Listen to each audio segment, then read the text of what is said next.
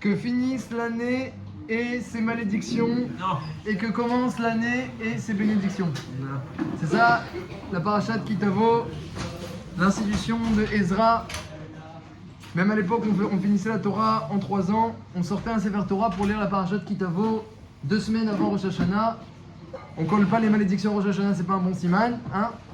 Mais 2 semaines avant, puis on est encore loin de Rosh Hashanah, eh bien, hein, on lisait les malédictions. Et donc, il ne faut pas les passer vite, hein. Quand on lit la parashat de la semaine, il y a les malédictions, ils se bouchent les oreilles, ils passent vite, ils lisent à voix basse, etc. Aderaba, au contraire, il faut que le Chazan il lise comme il faut, que tout le monde l'entende. C'est ça la Ségoula. Tu lis les malédictions 2 semaines avant, et dire Ezra, eh bien, c'est un siman que l'année elle finit avec ses malédictions et qu'elle commence ensuite avec ses bénédictions. Et je comptais pas vraiment parler de la paracha, si ce n'est que plusieurs m'ont dit que c'est leur paracha de Bar Mitzvah, alors on va dire un petit mot. Je comptais parler du Chodesh Elul, mais il y a quelque chose d'extraordinaire dans la paracha, c'est la justification de la Torah pour parler des malédictions. Lorsque la Torah elle va ramener les 98 malédictions de Mishneh Torah dans la paracha de cette semaine, qui sont encore plus dures que celles de Berukotai, elle va dire en plein milieu Tachat, Asher lo avata et Hashem lekra besimcha uktuvleba umerov kol. Tout ça, c'est parce que tu n'as pas servi Hashem avec simcha. C'est pélé cette phrase-là. Alors évidemment, on parle pas de quelqu'un qui fait toutes les mitzvot et juste il n'a pas fait le mitzvah de simcha entre guillemets et on le punit de toutes les clalotes possibles et inimaginables à cause de ça, comme ils disent les rishonim là-bas. Mais ce qui ressort, c'est que s'il avait eu la simcha, eh bien, il aurait pu s'en sortir. Comme c'est Bémet, il ira dans la Gemara, dans Rosh Hashanah, la Gemara demande là-bas, pourquoi tu sonnes du chauffard 2 fois? Pour être Mebalbel le Satan. Pourquoi? Explique Rashi. Parce que quand le Satan il voit qu'on sonne 2 fois alors que la mitzvah c'est 1 fois, et nous on sonne 2 fois Tkiyot de Meyushav, Tkiyot de Meumad, on fait une première sonnerie en dehors de la mida et une sonnerie pendant la mida alors qu'une seule sonnerie aurait suffi. Et bien quand il voit le Satan que les juifs ils sont smechim avec les mitzvot, alors Nistatement il est Mitbalbel. Le Satan. Mais qu'est-ce qui est Mitbalbel dans la Tzkiya? C'est le fait qu'on sonne 2 fois. Et pourquoi il dit Rashi? Parce qu'on aime les mitzvot. Donc on voit que la simcha dans les mitzvot, ça le trouble, il ne va pas accuser. Donc ça veut dire que même si on parle de quoi? On parle de quelqu'un, d'un homme qui était accusable par le Satan. Il était accusable. Mais puisqu'il a sonné 2 fois du chauffard, eh bien ça y est, maintenant le Satan ne peut plus l'accuser. La Gemara elle dit à Tkedeka que quelqu'un qui n'a pas écouté le chauffard au Shashana, a fait l'oubionet, ce n'est pas de sa faute du tout. Mais l'année s'annonce mal. Il aura une mauvaise année. Pourquoi? Parce que l'accusateur, il va trouver un moyen d'accuser s'il n'y a pas cette âme contre lui. Ce qui est notre test cette année. Quoi? Ce qui est notre test cette année. Il y a Shabbat cette année. Voilà, il y a Shabbat cette année et eh bien, il faut redoubler de tchouva et de prière, bien qu'on a 2 jours de Rosh Hashanah, donc il y aura quand même un jour où il y aura, mais cette année il y a notre cas. Alors bon, il y a Tosfot là-bas, il demande et Shabbat, il ramène un Bahag qui dit que lorsque ça tombe Shabbat, il n'y a pas cette Haftarah de la Gemara que l'année sera mauvaise. C'est ça, il dit Tosfot. Mais il y a des Mefarshim qui font le même partout que vous. D'autres Mefarshim que Tosfot qui font le même visage. Que c'est pas Pachout. Non, je comptais sur ça. C'est pas Pachout. Hein, le Yavetz il dit que c'est pas Pachout. Le Yavetz il dit chaque année où Rosh Hashanah tombe à Shabbat, il a remarqué que c'est pas Pachout. Mais Tosfot, mais voilà. Alors justement, mais regardez. Mais regardez pourquoi. Exactement, mais pourquoi le Yavetz il dit ça? Tosfot il dit que non. Tosfot il dit que tout ce que la Gemara a dit que quand on n'écoute pas le chauffard à Rosh Hashanah, l'année est mauvaise, c'est quand quelqu'un aurait pu l'écouter mais il n'a pas écouté. Mais et donc quand ça tombe Shabbat, Tosfot il est là-bas. Et donc quand ça tombe Shabbat, il n'y a pas ce problème. Comme ça, Tosfot met fourrage au nom du Bahag, du Baal Milchot de l'autre. Mais il y a d'autres Mefarshim qui présentent les choses différemment. Mais je pense qu'il faut retenir la leçon de ça. Que pour quelle raison le chauffard il embrouille le Satan? C'est pas le son du chauffard, dit la Gemara explicitement. C'est le fait qu'on sonne 2 fois. Une fois, le Satan n'est pas embrouillé du tout, il accuse auto d'avar. Parce qu'on sonne 2 fois. Et qu'est-ce qu'il y a quand on sonne 2 fois? Pourquoi il est embrouillé? Dit Rashi, parce qu'il voit la simcha dans les mitzvot. 2 fois, ça veut dire 2 jours. Non, 2 fois le même jour. Parce qu'on sonne Tkiyot une première fois, on fait la bracha, et après pendant la mida, on reçoit une 2e fois. Et c'était pas nécessaire. Dit Rashi, lorsqu'il voit le Satan qu'on aime le mitzvot, on sonne 2 fois, alors il est embrouillé, il n'arrive plus à accuser. Donc c'est ce qui est marqué dans la paracha de cette semaine. Tachat asher lo avata et Hashem elokera besimcha. Il y a marqué que toutes les clalotes auraient pu être évitées si tu avais servi avec simcha. Ashela, qu'est-ce que c'est cette simcha là? En quoi la simcha elle protège? Vous vous rendez compte? Si quelqu'un vous demande qu'est-ce qui dans le chauffard protège des clalotes et du Satan, vous pouvez lui dire la simcha. c'est la simcha, c'est pas le shofar qui protège, c'est la simcha du shofar. Donc ça c'est une première question sur la paracha de cette semaine, que pourquoi la simcha, eh bien ça peut être un bouclier devant toutes les klalot. Ça c'est la question. Quand on entend le chauffard, généralement, c'est pas la grande joie, hein, on est plutôt concentré. Joli, pas mal.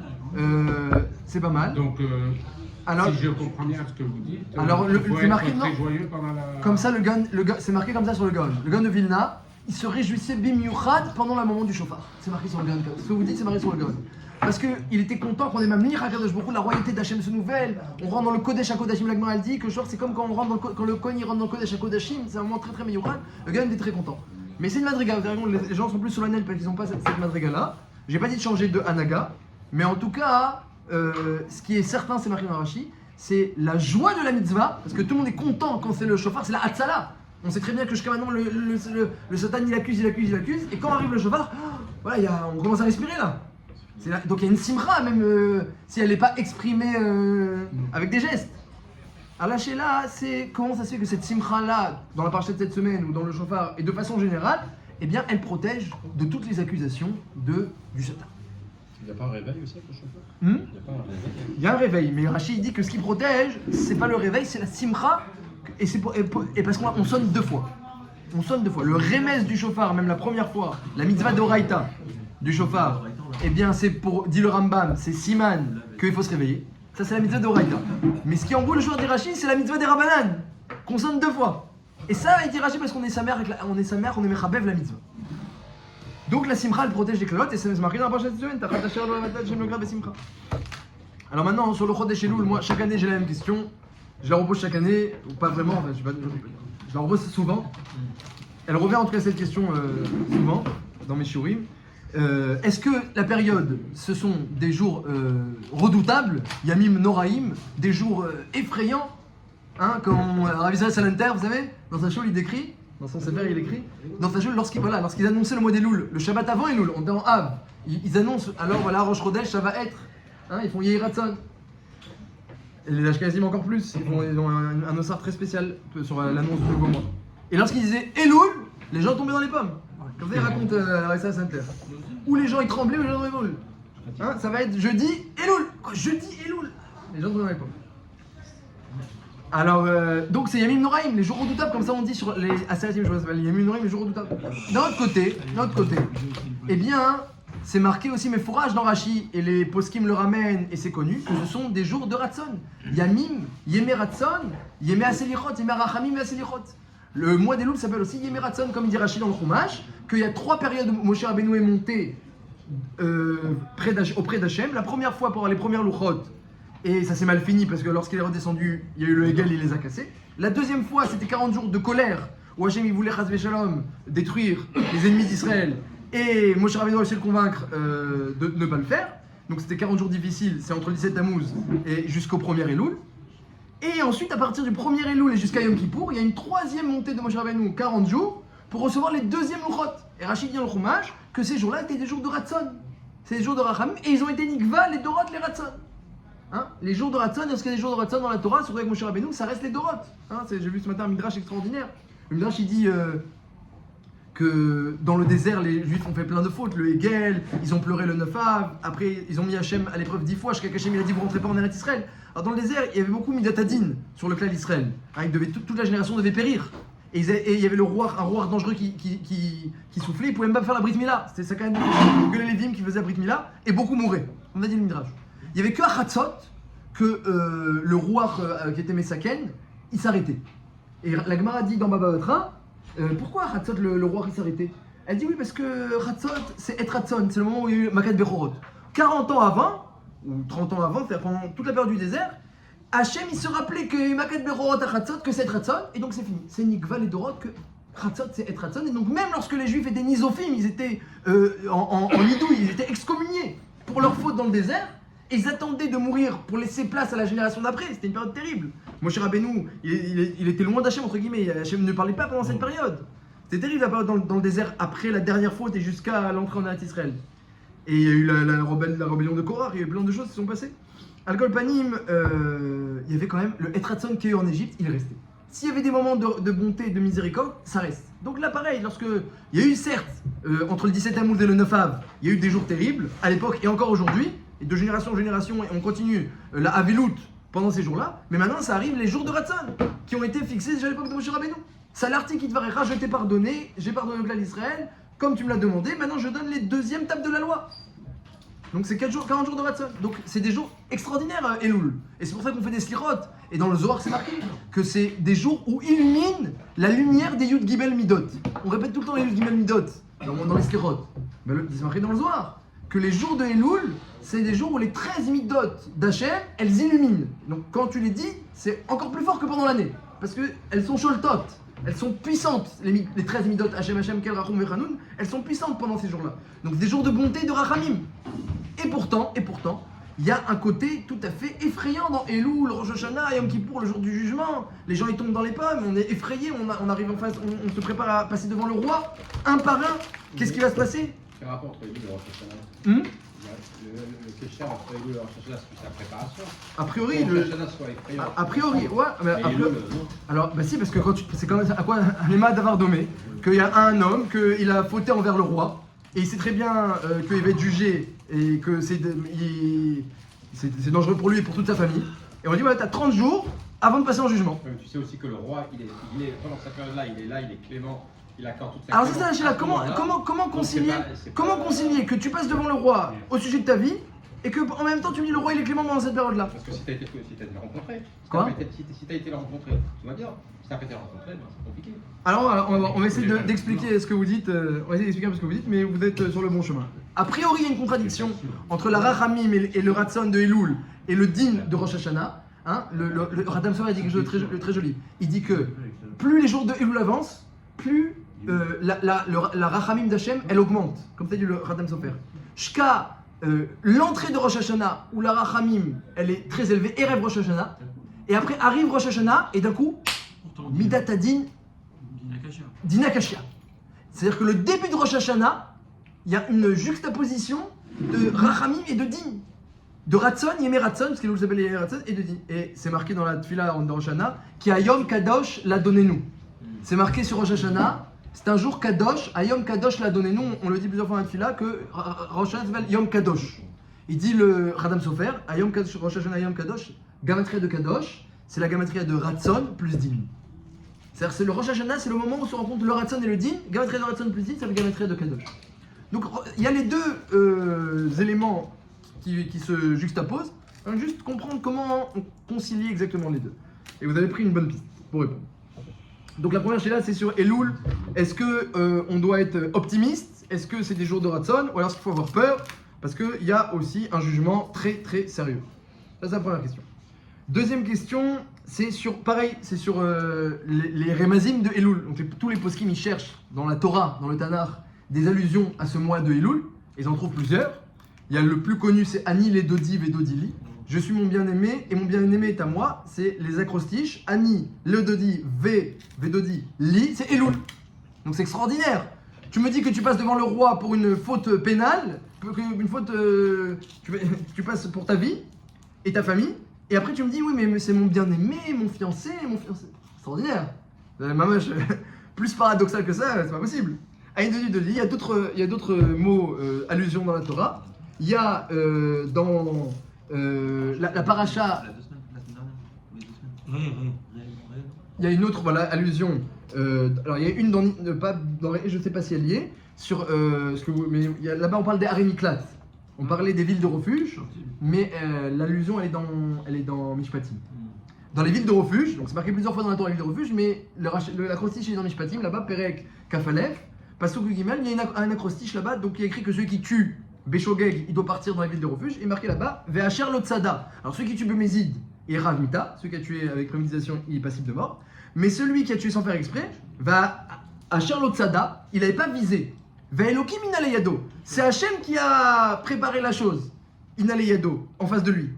Ve'samti lechamakom, je lui placerai pour lui un endroit, Asher Yanus Shama, où il pourra se réfugier, fuir, où il pourra fuir.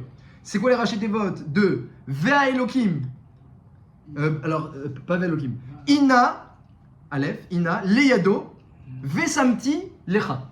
Ina leyado vezamtilecha, Hachem te l'a mis en face de toi, mais il te prépare pour toi un refuge, Elul. Ina leyado vezamtilecha. Et enfin, la dernière allusion dans la Torah et dans le Nar, il y en a d'autres, mais dans la Torah, la dernière allusion, c'est au sujet de la tchouva, où mal Hachem et levavra et levavzarecha, Hachem fera la circoncision à ton cœur et au cœur de tes enfants, et levavra, ve'et levavzarecha, et levavra ve'et levav, Elul. Donc plusieurs allusions très jolies. Donc bon, la tchouva, on comprend, ça va. Les villes de refuge, un peu moins. Quel rapport avec le tueur Béchogeg et les villes de refuge, ça on comprend moins. Et Anil et Dodiv et Dozili, c'est très joli, mais est-ce que c'est mative à la période? Si je te dis pendant Elul, toi Hachem, alors, mon bien-aimé, ma fiancée, mon fiancé. Ah bon, c'est ça Elul? Alors dans Sha'ar Tchouva, truc extraordinaire, Sha'ar Tchouva, il demande c'est quoi le premier chapitre, il demande c'est quoi la tchouva. Rabbeinu Yonah, il a écrit un livre entier sur la tchouva, de Moussa, un livre de Moussa, un livre entier. Après ça, il y a le Rambam, qui a écrit un livre entier sur les halachot, parce que Rabbeinu Yonah aussi, là-bas, il y a pas mal d'halachot dans Sha'ar Tchouva, comment on fait tchouva, les étapes. Et le Rambam, c'est Ilchot Tchouva. Donc c'est les livres un peu plus actuels pour savoir faire tchouva, il faut un peu apprendre la halachot, comme tu veux savoir comment acheter un loulav, il faut faire l'Ilchot loulav. Voilà comment faire tchouva, il y a la halachot. Donc Rabbeinu Yonah, il parle de la tchouva, et premier chapitre, il explique c'est quoi la tchouva, c'est quoi. Et le machel qui donne, alors là, si vous réfléchissez un petit peu, vous voyez qu'on n'a rien compris à la tchouva. Il dit, alors ça ressemble à quoi? Le machel est extraordinaire, il est mamache pélé, il est même étonnant. Il dit, ça ressemble à quelqu'un, la tchouva, qui a fait une faute envers le roi et était mis en prison. Et il attend d'être jugé très très sérieusement. Très très sérieusement. Et puis, pendant la nuit, il y a quelqu'un qui a fait un trou dans la prison. Et tout le monde, tous les prisonniers commencent à fuir, le gardien il dort, les prisonniers commencent à fuir. Il dit le rabbinat, c'est ça la tchouva. Et après, il y a un, il n'a pas fui, il est resté là-bas. Et le gardien se réveille et il voit, tout le monde est parti. Il prend le bâton, il commence à frapper le type. Espèce d'idiot, il y a un trou dans la prison, tu t'en fais pas? Là, c'est celui qui n'a pas fait de tchouva. Et ça, c'est un pélé, c'est un pélé. Il y a deux pélés dans cette histoire-là. C'est ça la tchouva, il dit, et c'est un pélé. Et ça, c'est la tchouva, c'est ceux qui sont partis. Et ceux qui restent, ceux qui n'ont pas fait de tchouva. Il y a deux pélés dans cette histoire, il y a deux pélés. Premier pélé, c'est que la tchouva, il faut corriger ses actions, il faut revenir, il faut se rapprocher d'Hachem. C'est pas un trou dans une prison, la tchouva. On prend la fuite, il y a le roi, il y a le gardien, et toi tu t'esquives. Il y a une porte d'entrée dedans. C'est ça la tchouva. Ça c'est le premier pélé. Non, ça c'est le premier pélé. Et le deuxième pélé, que l'autre il a respecté la loi, Rouki et tout, et bien et tout là. Et l'autre il frappe. T'as pas fait de tchouva, tu t'es pas enfui. Mais le bon, c'est le seul qui est respectueux dans cette prison-là et il reçoit des coups. Ça rappelle cette histoire. Alors en fait, ça en dit long sur ce qui se passe. Ça en dit long. Parce que si on comprenait bien ce qui se passe, l'enjeu de Rosh Hashanah, alors on comprendrait mieux le machin. On comprend pas. On se voile la face, on se voile les yeux. On oublie qu'il y a un créateur, qu'il y a des créatures, que l'enjeu de toute la création du monde et de tout le projet divin pour l'éternité, il est entre nos mains. Et qu'Hachem il attend comme ça, est-ce que tu vas réussir ou pas ta mission? Et donc chaque action positive, elle a des conséquences extraordinaires, chaque action négative, elle a aussi ses conséquences. Donc on se voit les yeux. Mais si on savait, et Hachem il nous cache, c'est marqué exprès dans la Gemara, dans Psachim, qu'il y a 6 choses qui sont cachées du cœur de l'homme, dont le Omek Adin, la profondeur du jugement. Il y a marqué Tzidkatecha, ta justice, Karereel, comme des montagnes immenses. Mishpatecha, quand tu juges, le Mishpat, Tehom Rabba, une abîme Rabba, immense. Hein, vous avez déjà vu une abîme, ça fait peur. Imagine une abîme Rabba, Tehom Rabba. Donc quand Hachem il va regarder les fautes, Karereel, des montagnes. C'est quoi cette montagne-là? Ça c'est une faute. Sans faire exprès, Shabbat, toucher un truc. Ça, c'est une faute. Oh. Après, et tu te rappelles pas ce que tu as oublié là-bas? Tu as oublié quelque chose que j'ai oublié. Tu as oublié Asharet Sar. Tehom Rabba. Tu as oublié Asharet Sar, Tehom Rabba. Adam ou Vehemat Oshia Hachem, l'homme et l'animal seront sauvés par Hachem. La Gemara explique plein de drachot. L'homme qui sert Hachem, qui se fait comme un animal, c'est-à-dire qu'il est complètement soumis, il sera sauvé. Ou alors, si l'homme il n'a pas de mérite, Hachem il cherchera du mérite chez les animaux pour sauver l'homme par le mérite de l'animal. Quand le miné drachot, la Gemara le fait pour expliquer la fin du pasuk Adam ou Vehemat Oshia Hachem. Le pasuk on dit tous les Shabbats à Mincha. Et donc le jugement, Omek Adim, c'est terrible. Et Hachem nous le cache parce que il a pitié pour nous. Il veut pas qu'on soit conscient de cette chose-là. pas qu'on soit conscient, mais quand on arrive, on va passer en jugement, Kedaï d'essayer un peu d'être conscient. Donc il y a le jugement terrible. Chaque mitzvah ou chaque avera, c'est une montagne. Chaque manque, c'est une abîme profond. Et là, tu vas être jugé. Et qu'est-ce qui se passe? Et puis d'un coup, là, il y a une opportunité de tchouva. On te dit, oui, tu sais, il y a la tchouva, tu te prépares, tu fais tchouva, puis ça peut passer. Comment ça peut passer? Ça peut pas passer. Vous avez pas vu là, la montagne là? Vous avez pas vu l'abîme là? C'est pour une faute là! Ça peut passer. Quand avec tchouva, j'ai fait comme ça, ah, je regrette, Khatati. En plus, on aura Mabidi, hein. Khatati. Tu dis, je regrette, c'est fini. Je regrette toutes mes fautes, c'est fini. Qu'est-ce qu'il faut de plus? Je regrette toutes mes fautes. D'accord? Après, se corriger, c'est encore autre chose. Mais la tchouva, c'est que tu regrettes et tu dis, je recommence plus, mais je recommence plus. Donc, a priori, c'est comme elle dit la Torah, c'est proche dans ta bouche et dans ton cœur pour le faire. Kikarov elcha d'avoir meod befirov la soto. Et quoi? Et il y avait une montagne, il y avait une abîme, et alors? Ah ben forcément, c'est une issue de secours, la tchouva, forcément. Parce que si tu crois que tu fais comme ça, un petit peu, tu viens au slirot et tout, et tu vas réparer ce qui s'est passé, si tu étais conscient du projet divin et de l'enjeu et de la conséquence de chaque mitzvah, la conséquence de chaque avéra, tu saurais qu'en faisant comme ça, t'es bien gentil, mais t'es pas du tout au bout des peines, t'es au bout de la peine. Donc, dire à Ben Yona, c'est un machin avec quelqu'un qui est en prison, et il a un procès très sérieux sur sa vie, et il y a un trou dans la prison. Et c'est une opportunité, parce que sortir, passer en jugement, quelqu'un dit, moi, je reste en prison, et je vais passer devant le juge, et on va trouver une conciliation, un arrangement. C'est qu'il n'est pas conscient du jugement. Il ne s'agit pas juste de dire que le juge il est méchant, c'est pas la question. Le jugement, il est sérieux, chaque action, elle est mesurée, il y a une conséquence, on comptait sur toi, on t'a donné une mission, c'est pour l'éternité, chaque action elle a des conséquences éternelles, et chaque action en entraîne une autre, etc. Donc, tu veux sortir du jugement en passant par la porte de la Midat Hadin, t'as aucune chance. Donc c'est pour ça qu'il a été frappé l'autre. Mais t'as pas compris c'est quoi Midat Hadin, t'as pas compris. S'il était en une vraie prison, peut-être qu'il aurait été un citoyen loyal et on l'aurait dit bravo, t'es pas sorti de prison. Mais là, en ce qui nous concerne, Midat Hadin, t'as aucune chance. La seule porte de secours, c'est la tchouva, c'est Midat Avachamim. C'est que tu dis à Hachem, je peux pas, Yefchar, je peux pas, on va pas tenir. On fait le chauffard, c'est quoi le chauffard? On embrouille le Satan. Même Hachem, il sait très bien que c'est ça notre seule opportunité. Mais Hachem, il veut que les choses se passent avec la plus grande rigueur.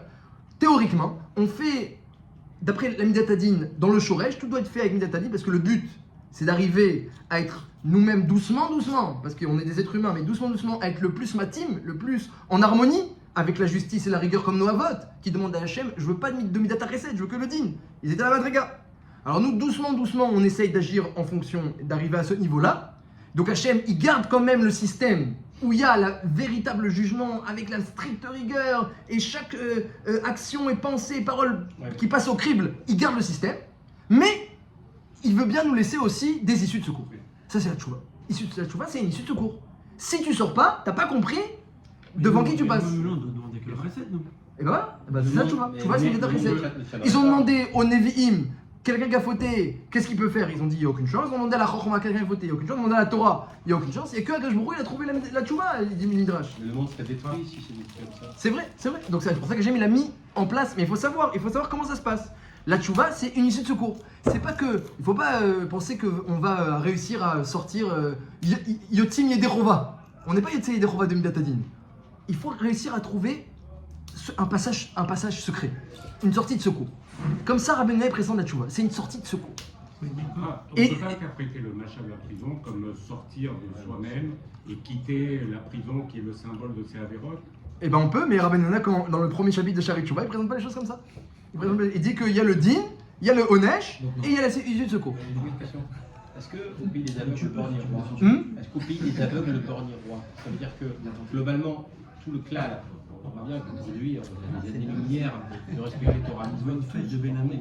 Donc, ceux qui sont vraiment très loin, ceux qui sont jugés de la même manière que ceux qui le sont un peu moins. Bien sûr, ils ont dû juger de la même manière. Mais alors, après, comment Hachem, il est Mevatsea, il va concrétiser le jugement, c'est notre là. Parce que si on était Midat Hadin purement. Oui, ça c'est certain. Même c'est marqué dans le Midrash, même Avram Avinu ne tiendrait pas. Le Midrash il dit. Donc Vadaï, c'est Vadaï. Mais il faut savoir ce qui se passe à Rosh Hashanah. Et là, on arrive à ce que vous avez dit tout à l'heure. Tout à l'heure, vous avez dit Mamash, vous avez bien expliqué tout le paradoxe de cette période, et ça va rejoindre maintenant le Machal. Vous allez comprendre ce qui se passe. Comment ça se passe, Bidiouk, la sortie de secours? le tour dans Rosh Hashanah, il explique ce qui se passe par un machal aussi. Il explique ce qui se passe par un machal. Il dit, le tour, il est marqué qu'on jeûne veille de Rosh Hashanah, et on est pardonné de 1/3 des fautes. Il y a un minag de jeûner veille de Rosh Hashanah, c'est le minag, c'est pas une obligation, c'est le minag, et on est pardonné d'1/3 des fautes. On jeûne le lendemain de Rosh Hashanah, c'est Tzom Gedalia, on est pardonné du 2e tiers, et on jeûne à Yom Kippour, et on pardonne du 3e tiers. Qui dit ça? Le tour, au nom du Midrash. Très bien. Au nom du Midrash. Très bien. Alors, le tour, il dit que le premier Ta'anit, qui est Reshout, qui est facultatif, c'est Minag, c'est Tzadikim, on l'appelle le Ta'anit des Tzadikim. Gedalia, c'est Benonim, ceux qui font. Et ensuite, c'est même les Réchaïm qui font Kippour, et ils sont Mitztarfim. Et le tour là-bas, il ramène au nom du Midrash, donc c'est un paquet des Rabbi Lézer, si je ne me trompe pas, un machal extraordinaire. Il dit à quoi ça ressemble? Ça ressemble à un roi qui avait une ville qui payait jamais les impôts. Il payait jamais les impôts, aucun retour envers le roi. Le roi, il dit, c'est pas possible cette ville-là, j'ai aucun retour, mais qu'est-ce qui se passe? Il décide d'aller lui-même, avec son armée, avec sa cour, on va aller dans cette ville, on va voir ce qui se passe. Et donc il se met en route, et là maintenant toute la ville, ils commencent à entendre, le roi il arrive, on est chayav, on n'a rien payé, qu'est-ce qu'on a fait, on n'a pas rendu de compte, on est catastrophe, il arrive avec l'armée, mais c'est terrible, etc. Alors le roi il arrive. Alors il y a les gens tzadikim, chashuvim, les gens de la ville qui sont le plus sages, ils sortent en avance et ils vont à la rencontre du roi quand il est encore dans les champs en train de venir. Et le roi il n'est pas encore en train de juger qui que ce soit, il n'a pas sorti les feuilles avec les impôts, il n'a pas sorti tous les manquements de cette ville-là, il est encore dans le champ en train de marcher. Et il voit les gens qui arrivent comme ça, qui sont doagim, ils sont inquiets par rapport à... il dit le roi je suis rassuré, c'est quoi, c'est pas une ville de rebelles, tu vois bien. Ils sortent, ils m'accueillent, ils sont doagim de leur situation, etc. Et là c'est ça Elul, et ça c'est le moment de Ani les Dodiv et Dodili. Tu peux aller voir le roi, il n'a pas commencé à juger, il n'a pas commencé à sortir les dossiers, il était lui-même inquiet, il savait pas est-ce que c'est un endroit où il respecte la royauté. Et il voit qu'il y a des gens qui sortent et qui lui parlent et qui l'accueillent. Et là le roi il est mamash, c'est Etratzon, il est content. Ils ont bien reçu, ils sont conscients, bon, ils n'ont pas payé, etc. D'accord, ils ont des fautes, mais je vois que c'est une ville qui est mamash. Alors il accueille tout le monde Beratson, comment allez-vous? Je suis très content de venir, ça fait très longtemps que je ne suis pas venu, Il peut etc. quitter les impôts comme ça. Là il dit, ils disent au roi, ils disent, vous savez, on ne s'est pas bien comporté, et le roi il dit, je sais, c'est pour ça que je suis venu, mais je vois que vous êtes doagim, etc. Et on dit au roi, tu peux nous faire un arrangement? Il dit, oui, là je vois comme ça, là je vais être sorti comme ça, un tiers de la dette, voilà, j'enlève un tiers, il a même pas sorti les feuilles, qui enlève déjà un tiers de la dette. Et ça, et après par contre, il y a quand il rentre dans le palais là-bas, l'endroit qu'on lui a réservé pour la malroute, où il va siéger, alors, les choses deviennent déjà plus difficiles parce qu'il va sortir les dossiers, il va commencer à compter chaque dette et regarder chacun ce qu'il est chayav et les manquements, etc. Et donc là, on ne pourra plus rentrer voir le roi à partir de Rosh Hashanah, on ne pourra plus rentrer voir le roi et aller toc toc et comment ça va et tu vas bien, etc. On ne pourra plus. Mais quand il est encore dans les champs, là c'est Elul, c'est Yemerat. On montre à Hachem qu'on est d'accord, qu'on a compris, qu'on est conscient de ce qui se passe et on vient l'accueillir. Hachem, mamash, ils sont compris. Alors même lui, il se comporte, mamash, Hachem, quel rachum vechanun et rechapé. Ça, c'est le mashal du tour.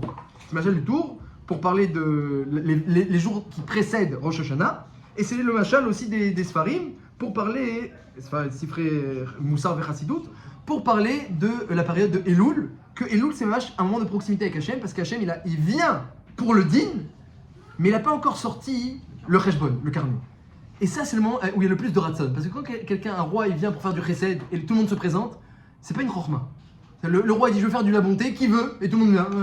C'est pas les amis du roi, c'est pas une sagesse de venir ramasser les pièces d'or. Mais quand Hachem, il vient, le roi, il vient dire, je vais faire du din, et que les gens, ils viennent quand même l'accueillir. Là, c'est ratzon.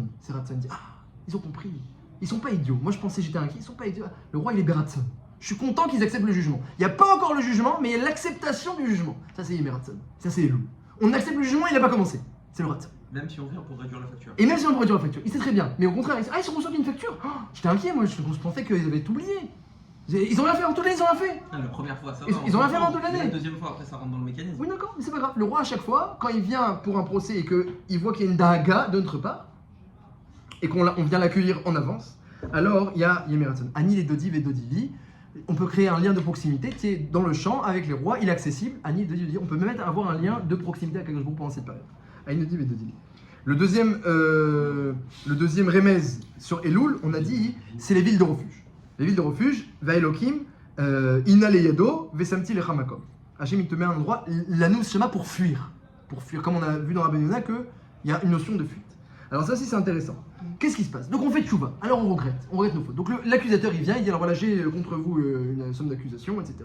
Donc Ben Adam la Makom, Ben Adam la Chavero, Ben Adam la Chavero il n'y a aucune mérila possible, alors il va bien, Ben Adam la Makom il faut faire tchouva quand même, et quand on fait tchouva on dit je regrette, qu'est-ce qui se passe? Tous les Ben Adam la Makom, quand on a peur et on fait tchouva, parce qu'on ne parle pas qu'on a fait tchouva par amour, pour l'instant on n'est pas du tout dans un matzav par amour, on a très peur, on fait tchouva, on vient au slirot, qu'est-ce qui se passe? Toutes les fautes, dit la Gemara dans Yoma, Mézit se transforment en shogeg. Comme ça, on apprend des psukim. Quand c'est tchouva par amour, elle se transforme en mérite. Quand c'est tchouva par peur, parce que la période, elle impose une certaine peur, ça se transforme en shogeg. Donc l'accusateur, déjà, il vient, il trouve aucune faute, théoriquement. Si tout le monde a fait comme ça, aucune faute. Mais par contre, il a un tas de shogeg. Donc l'accusateur dit, alors voilà, j'ai trouvé, je peux accuser que shogeg. Il va se mettre à fond dans le Donc, shogeg. 20 shogeg qu'un mézid. C'est sûr, c'est certain, mais le shogeg, alors il va dire dans la Torah, il va dire que l'accusateur est très Talmid Chacham, il connaît toute la Torah. On était voir Rashi, il m'a dit écoute, donc j'ai vu dans la Torah, j'ai vu que shogeg, c'est pas du tout rigolo. Rabbi Akiva, quand il lisait les psukim sur shogeg, il pleurait, il disait si déjà il faut amener un korban, il a besoin d'une kapara pour quelqu'un qui n'a même pas fait exprès, alors qu'à plus forte raison quelqu'un qui a fait bémézid, donc Rabbi Akiva il pleurait quand il voyait la gravité du shogeg. Shogeg c'est quand même une faute, où la Torah elle dit que celui qui a tué Béshogeg, eh bien il doit quand même être exilé, c'est-à-dire qu'il quitte tout. Il a son travail, sa famille, ses amis, soit sa ville de Natal, il quitte tout pour aller où? Dans une ville de Lévim, là-bas on sait pas ce qu'il y a, etc. Et en plus, souvent c'est des bourgades comme ça, des banlieues, parce qu'au Lévim on leur donnait les migrachim, les banlieues. Donc il doit être dans une banlieue, alors qu'il était dans la ville, il n'y avait que des Lévim, c'est pas lui, il était la tribu de Zevouloun, il était pas trop Lévi, maintenant il doit aller chez les Lévim, il n'y a que des yeshivot, etc. Bon, bah c'est moins rigolo. Alors, c'est vrai, et pourquoi qu'est-ce qu'il a fait? Il a tué. Alors l'accusateur il vient, Hachem, j'ai trouvé dans la Torah que shogeg c'est très grave. Et regarde, celui qui tue Béshogeg il doit être exilé. Ah, il commence à dire, il va montrer à Hachem que finalement on est tous des tueurs Béshogeg. Parce qu'il veut atteindre le gros lot. Il s'est tué lui-même, il a tué son potentiel, il a fait honte à son prochain, c'est comme s'il a tué. Celui qui prend le damim, l'argent de l'autre, ou qui endommage l'argent, damim c'est la jeune dame, c'est comme s'il a tué. Donc il va montrer. Il a tué tout le monde, celui-là, il a tué tout le monde. Il a tué ses proches, ses enfants, regarde comment il les éduque, il les a tués. Et lui-même il s'est tué. C'est l'accusateur, hein, c'est Malach Hamavet. Donc il parle que comme ça. Hein. Il a tué tout le monde ce type-là. Béshogeg. Donc maintenant Hachem tue l'exil. Bon, alors c'est embêtant parce que quand même les accusations sont sérieuses, il réfléchit bien, c'est Retsini. Dit Hachem, bon allez, après Kippour, on fait Sukkot tout de suite. Pourquoi? Dit le Midrash, Tanchuma, parce que Sukkot on s'exile, on sort de la maison dans la Souka. Donc Hachem dit voilà, j'ai trouvé qu'ils ont déjà une exil, toi t'as accusé qu'ils doivent être exilés, voilà, il y a Souka, etc. Donc l'accusateur déjà, il essaie comme ça. Mais l'accusateur après ça, il dit oui, mais d'accord, c'est derrière, tu le trouves une exil, mais il y a la lacha du Goël Adam. C'est qui le Goël Adam? Le vengeur de sang. C'est celui qui a tué, involontairement. Il y a quelqu'un qui est canaille, qui est embêté du meurtre, généralement c'est un proche parent, qui prend l'arme pour aller tuer le tueur. Il a le droit, c'est permis. Donc dit le malach à Satan, écoute Hachem, je me porte volontaire, je suis d'accord, je me porte volontaire pour aller tuer celui qui a tué Béshogeg, parce que moi je suis très énervé contre lui, donc je me porte volontaire. Donc très bien, donc donne-moi le réchout d'aller le tuer. Mais ça, ça c'est le procureur à la limite. Ouais, alors lui il fait tout, il a tous les rôles, hein. Ah, Ou à Satan, ou à Malach Hamavet. Mais la défense, elle est où? Alors la défense, c'est une bonne question. Il y a les avocats, il y a sûrement un dire. Il y a sûrement. Il y a quand même un peu de Il y a sûrement une défense. Contrecarré. Voilà, la défense, il a fait tchouva, il s'est repris, mais lui il accuse, il dit oui d'accord, tout est involontaire, c'est pas de sa faute, il a toutes les circonstances. Mais Goël Adam, et l'autre, qu'est-ce qui s'est passé l'autre? Il était en train de frapper du bois, il y a une hache, il y a eu un morceau de bois ou de fer qui est. Alors pareil, il dit oui d'accord, involontaire mais involontaire à 100%, très bien. Non, alors je suis Goël Adam, il dit je peux être Goël Adam. Et alors là, la Torah nous dit, je vais placer des villes de refuge où tu pourras fuir, Elul. Alors on commence à comprendre maintenant. Je vais placer des villes de refuge où tu pourras fuir, Elul. Des villes de refuge. Il faut fuir dans les villes de refuge, les miklat. Il faut trouver le miklat. Si tu as trouvé le miklat, où tu peux fuir, alors il n'a pas le droit de venir. Et donc, comme ça les Sfarim ils expliquent, le remez, que l'accusateur Bémet, il veut nous exiler, il est très énervé, il a le srout de dire, je veux être vengeur de sang, je veux tuer celui qui a tué Béshogeg. Et là, Hachem dit, bon, bah alors, il faut mettre en place les miklats. Il faut mettre en place les miklats. Et la Gemara, elle dit, il y a plein de choses où, Bémet, c'est un miklat déjà même à le pied, même dans un vrai cas de Retzira.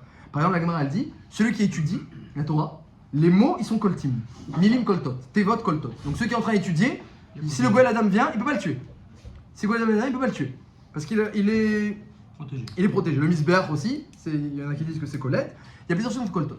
Et là, dans la Torah, elle nous parle de miklat. Alors, c'est quoi la nekuda? La nekuda, elle est voilà. La nekuda, elle est que si tu arrives à fuir, à faire ce mouvement-là, cette démarche de quitter ton système, de quitter tes habitudes, de quitter ton système, de quitter la routine, si tu as une démarche de fuite vers un miklat, vers un abri, un endroit protégé, un abri, alors tu es protégé du Yetzirah. Donc, c'est un peu ça l'idée de Elul. L'idée de Elul, il y a beaucoup de Balé Moussar qui partaient de leur ville pendant Elul, c'est très connu. Ils partaient, ils s'exilaient, ils allaient à la campagne, où ils faisaient Tanit Dibour pendant tout Elul.